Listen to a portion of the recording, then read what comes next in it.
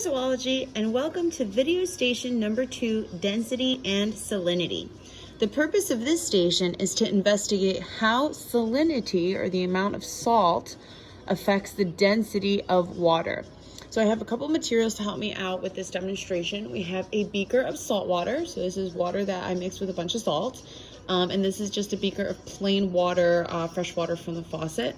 And I'm going to be using an eyedropper to help me transfer the water between the two beakers.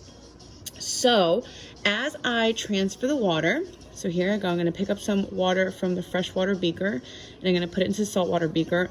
I want you to pay attention to the movement of the water. I want you to watch out. Do you think or do you predict that the waters are going to mix together? Do you think that the fresh water might sink to the bottom where the salt water is? Or do you think the fresh water is going to float to the top of the salt water? And yeah, so let's see what happens.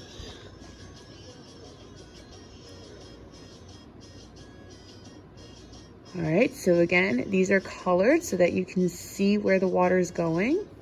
And as I squirt it into the beaker, I want you to look out to where that water ends up going.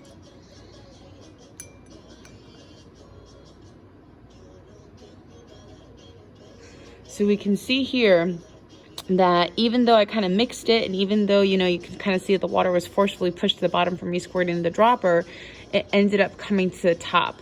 So the layer of fresh water is here along the top of the salt water. So I want you to think about how, in fact, the salinity of the water impacted its density, whether or not it was going to sink or whether or not it was going to float. So use this to help you answer the questions that correspond to station number 2 of your lab.